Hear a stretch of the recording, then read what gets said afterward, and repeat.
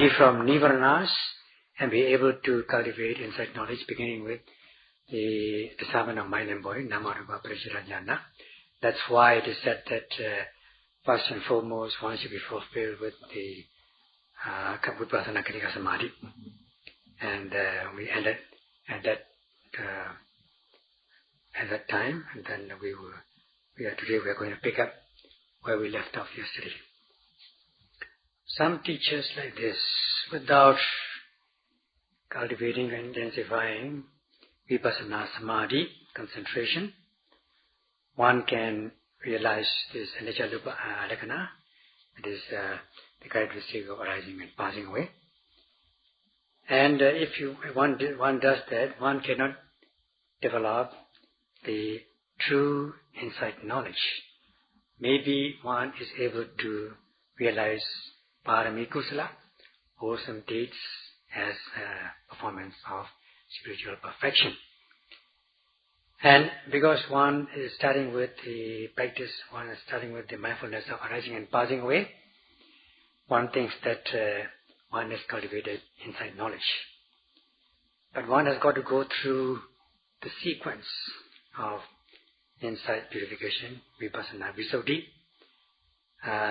Even if one can say that one is grounded in morality, one is in possession of sila, only when one is able to note every arising object and deepen this concentration, the mind falling on the object, stilling the mind, building up concentration, and accumulating or strengthening this Kanika Samadhi, momentary concentration. And only when this momentary concentration is built up as momentum, one will be able to reach the purification of the mind, Cheta Visuddhi, mental purity. Only when one possesses the mental purity, when one will be able to develop the insight knowledge, beginning with the insight knowledge of the discernment of mind and body, nama rupa paricaya jnana, and then go on to Ditthi Visuddhi, purification of views, and Kankavitana Visuddhi, purification by overcoming skeptical doubt, and so on.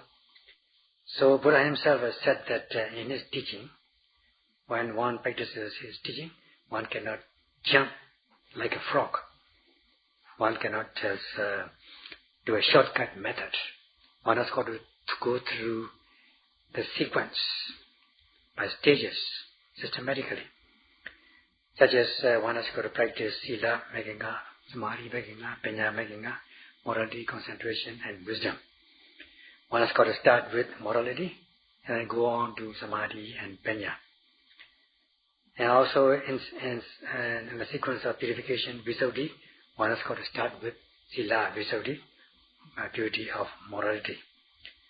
So even if one can say that one possesses the purity of morality, grounded in sila, one will not be able to cultivate Kanika Samadhi, momentary concentration, in order to purify one's mind, Cheta Visuddhi. Only when one can cultivate. How can one cultivate knowledge without Cheta Visuddhi? One will be chanting and going a shortcut way where one cannot develop real, true insight knowledge. Maybe one may be able to develop parami kusala, wholesome deeds, as spiritual perfection. When one is painting, painter, an artist has got to use a canvas, set up a canvas first. Then only any famous artist, world famous artist, will be able to paint anything that he or she wants. So one has got to set up this first. One cannot just paint a picture in the air. No artist has come up as yet who can paint a picture in the air. So they have to set up a canvas in order to paint as they wish.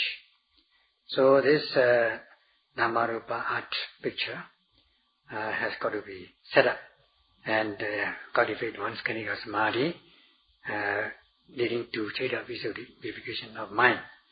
And without this sequence, one cannot just jump over this Namarupa canvas and paint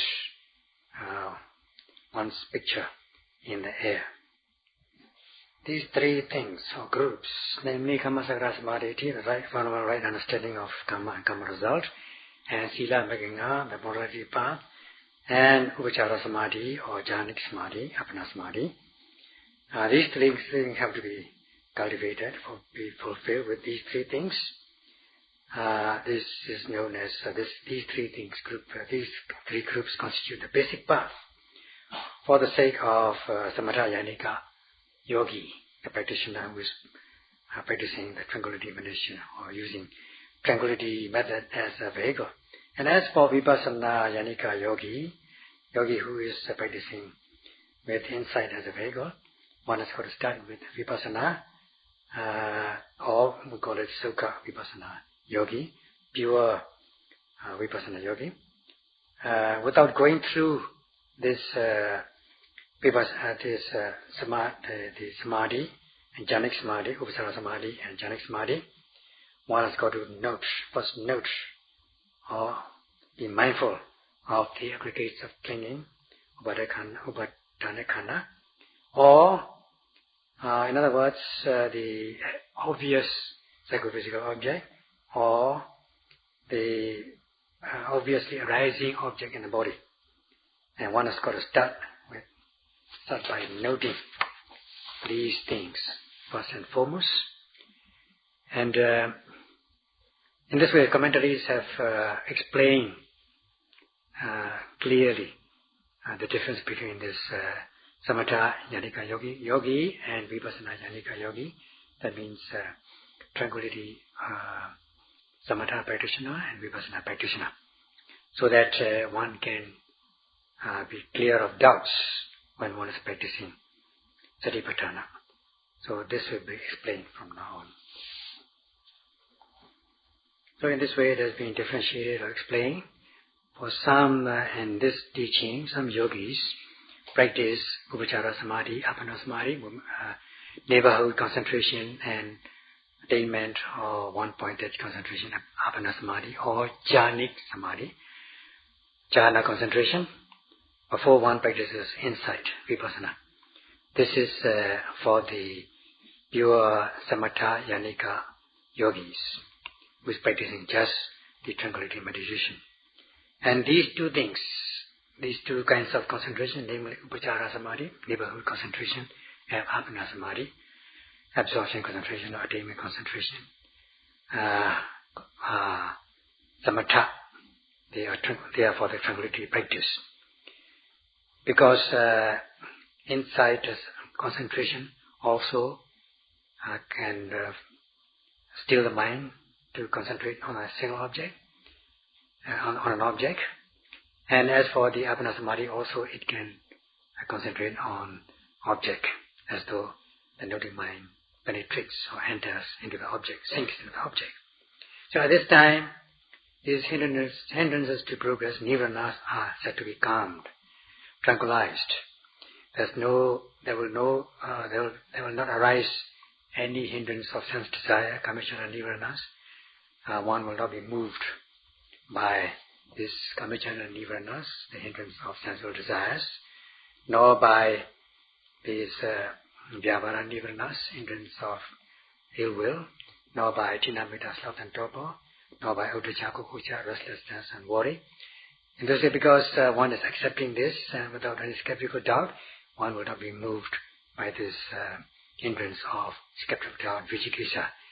The mind is said to be tranquilized. All these hindrances are said to be calmed down. Such is samatha, tranquility. So, causing this concentration, or the practicing this, noting this mentality group, which is associated with concentration, and observing the characteristics such as anicca, impermanence. In this way, one is practicing Vipassana. Such also is Vipassana. Such is Samatha Yanika Vipassana. That means a practitioner who is using the Samatha or tranquility meditation as a vehicle. And then when one is cultivating this jhanic samadhi, concentration, these things are known as the mentality group. And there are other consciousness or mental states which arise together with this concentration. All these things constitute this mentality group. And in this way also there are materiality groups which are dependent on that or associated with that. As soon as concentration arises, these materialities also arise, such as the levitation of the body, and then the feeling of well-being, the ease, comfort, physical comfort, and so on. In this way, by noting them, one is able to cultivate this insight knowledge known as Nama Rupa Pariccheda Jnana, discernment of mind and body. And when the commentary said that we can observe the nature, Lakkhana, and so on, this is just given in brief, not in detail. So, as for cultivating Vipassana Samadhi also, one has got to start with, when one is also going from Upachara Samadhi, instead of Jhanic Samadhi, one has got to start with this Nama Rupa Pariccheda Jnana, that is the knowledge of the discernment of mind and body. And later on with the building up of Khanika Samadhi, momentary concentration, one can progress through insight knowledge, such as the Paccaya-Parekha Jnana, the knowledge of the discernment of conditionality, and then to realize these three characteristics, namely anicca, lakkhana, the characteristic of impermanence, the characteristic of unsatisfactoriness, the characteristic of selflessness, soullessness, and so on. In this way, one cultivates insight knowledge. So,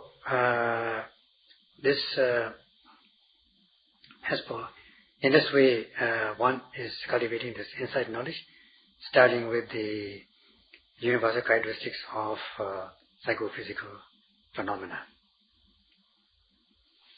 And as for the practice, method of practice by Vipassana Yanika yogi, that means the meditator who is using this insight as a vehicle, in this dispensation, in this teaching, some yogis, without going through this samatha method of practice, that is going through this Upachara Samadhi and Jhanic Samadhi, which are samatha, one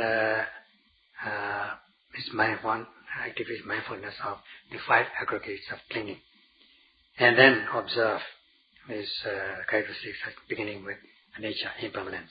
Such is the practice of insight. This Panchupadanakana, the aggregates, five aggregates of clinging or grasping, are made up of the materiality group, and then this sensation, the group of feelings, virana, and perception group, formation group, such as chirana, volition, things like that. And then the seeing, hearing consciousness, which are known as vijnana khanda, the aggregate of consciousness. In this way, there are these five aggregates of clinging, and if you are not being mindful at the moment of their arising, one can cling to this atta, the view of atta, the view of self or soul, and one can be overcome by craving, tanna. These things can enter. These can attack one or overcome one when one does not activate mindfulness. So because they are subject to clinging by way of craving and views, they are known as upadana khanda, the five aggregates of clinging. And these aggregates of clinging by way of tanna deity, craving and views, arise through the six sense doors. Or in other words, they are mind, they are psychophysical phenomena arising through the six sense doors, has to be observed by way of universal characteristics such as impermanence and so on. Such is the practice of insight. So when it is shown that without going through this Upachara Samadhi, Apana Samadhi, or Jhanic Samadhi, like the tranquility meditator, Samatha meditator, it is said that one has got to start noting the 5 aggregates in terms of the characteristics of impermanence, anicca, lakkhana, and so on. One should not take that one should start with the perception or observation of impermanence, cultivation of impermanence, the knowledge of impermanence.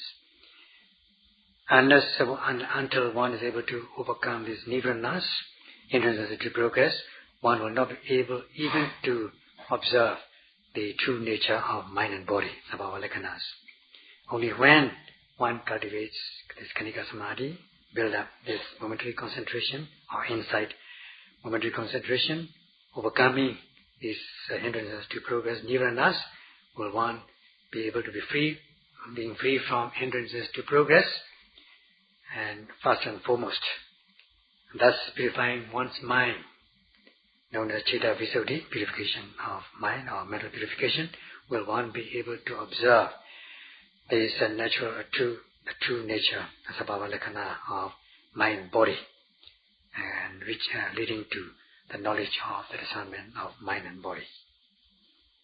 In order to establish this Vipassana Khanika Samadhi, insight, momentary concentration, as we all know, that one has got to note at the very moment of arising of the psychophysical phenomena, such as seeing, hearing, tasting, touching, thinking, and so on. However, in the beginning of the practice, in order to establish concentration, one cannot note everything which arises in the body. One has got to start with a few things, a few objects, such as when you are sitting meditation, watching the abdomen and noting rising and falling, by activating one's mindfulness, by training one's mind on the object energetically, in order to be connected to the object. As one goes on noting, one will be able to be connected with rising and falling objects for 1 minute or 2 minutes, as the case may be, so that this Khanika Samadhi, the noting mind, the momentary concentration of the noting mind, will be continuous. The preceding one is continuous with the succeeding one. Thus, one will be able to overcome these hindrances or impurities, hindrances, leading to Chitta Visuddhi, purification of the mind.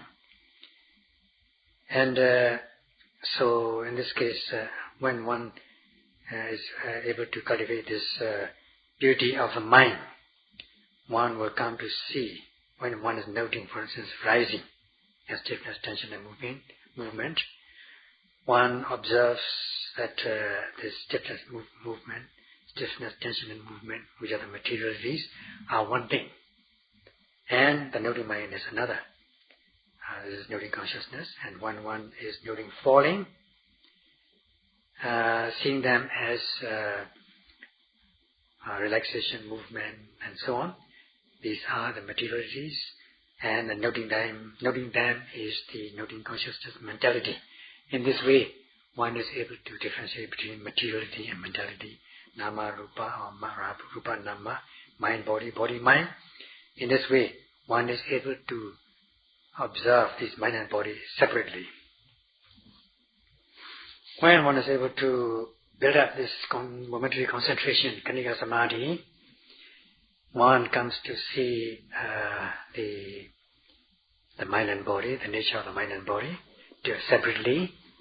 And then as one goes on building up momentary concentration, one will come to observe the conditionality, the causal mode, that there are these cause and effect, the nature of the cause and the nature of the effect.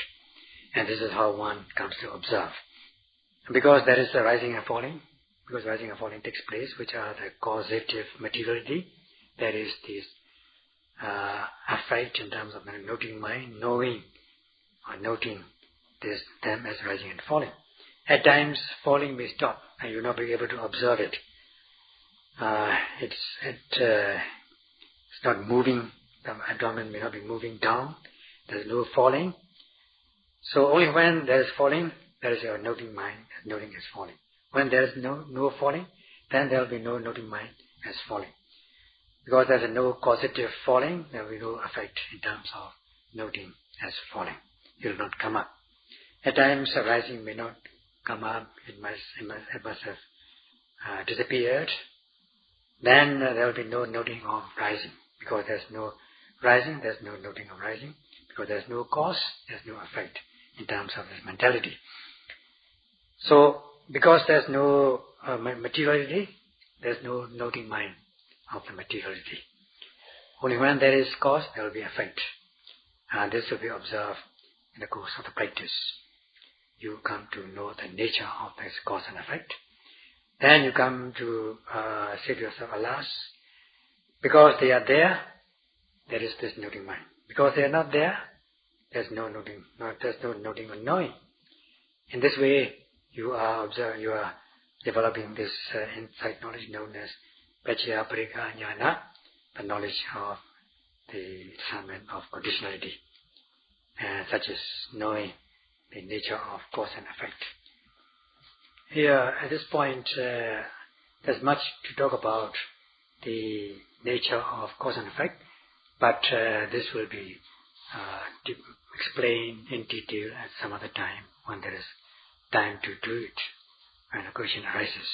And if one continues to practice and build up this Kanika Samadhi, momentary concentration, one comes to observe by reflection and comprehension, one comes to comprehend the three characteristics, such as by seeing the rising and passing away, one comes to comprehend the impermanent characteristics, the unsatisfactoriness and selflessness. This is the beginning of the insight knowledge, and known and by textually as Samasana Jnana, verified knowledge by comprehending and verifying the three characteristics through one's own permanent experience, seeing the arising and passing away of psychophysical phenomena. And to explain how this happens has been given in the path of purity, Visuddhi Mega. So at this point, in the commentaries, they don't go into the details, and only say that in brief, that one observes the characteristic of a nature by noting or being mindful of the five aggregates of clinging. In brief.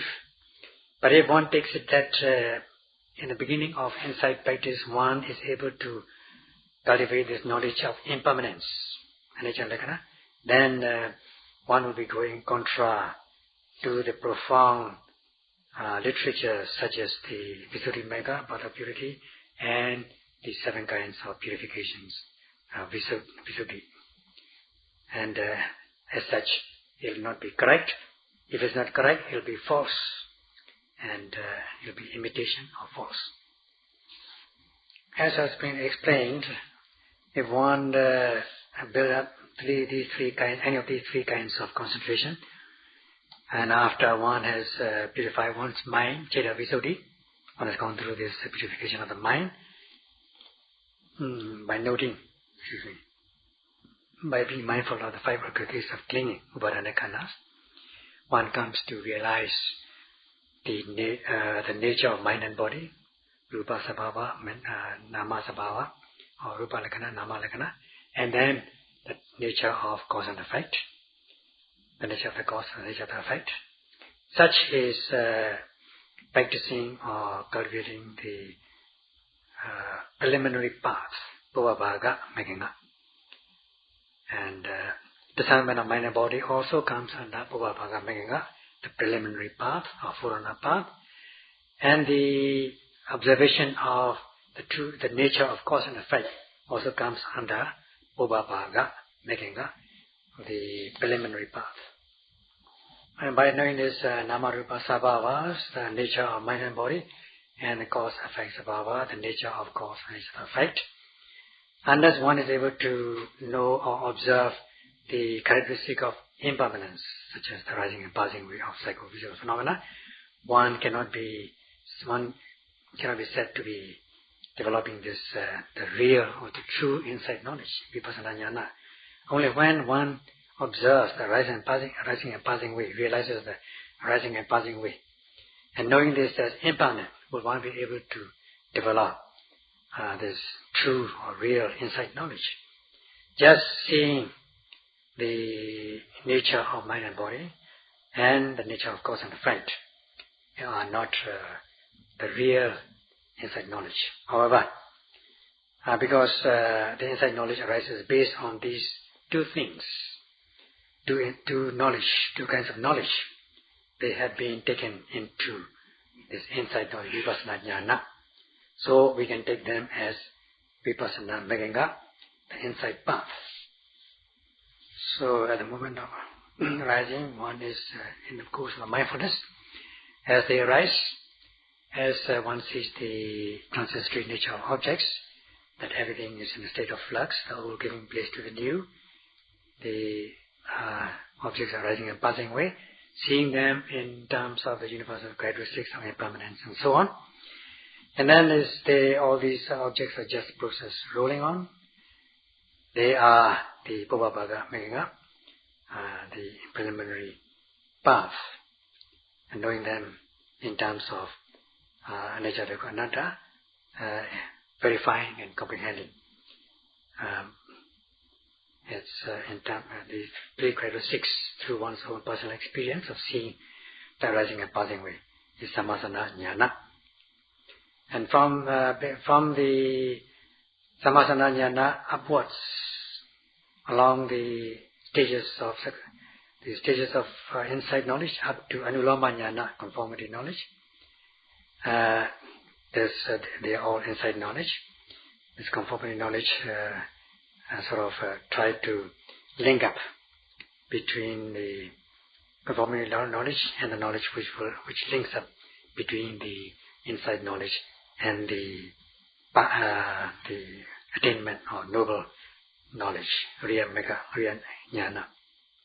After this Anuloma Jnana, one has gone through this conformity knowledge, one comes to observe, experience and cessation of the psychophysical formations totally, ultimate cessation. And one's mind is inclined or bent towards Nibbana as object. And at that stage, this knowledge known as Gotrapu, change of lineage, occurs. And one penetrates into Nibbana, realizing the path consciousness, Ariya Mega, experiencing this ultimate cessation beyond the rising and passing away of psychophysical phenomena with path consciousness. In this way, these three paths, which are made up of the three paths constituting the Mula Mega, the fundamental path, and Bhava Mega, the preliminary path, Riya Mega, the noble path, are the right path, right way. This is Sumega. And because one is following the Sumega, the right path, one which is the Kemada Bhumi, right destination, the safe land of peace and security, by experiencing this ultimate cessation. So, if one, by developing or practicing the three paths, namely the basic path, or fundamental path, and preliminary path, and noble path, one is bound to realize Nibbana. Such is the right path leading to the right destination. So, building up this basic or fundamental path as a foundation, one established this Bhava Mega, the preliminary path, and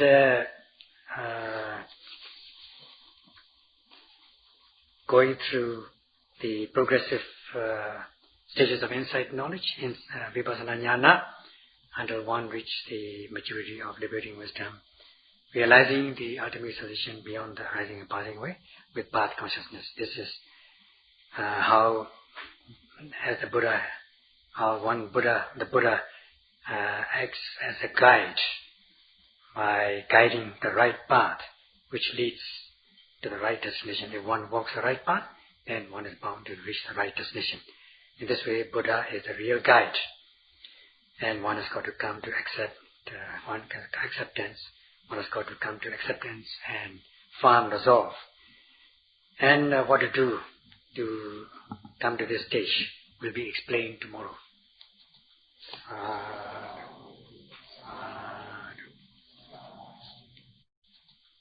uh,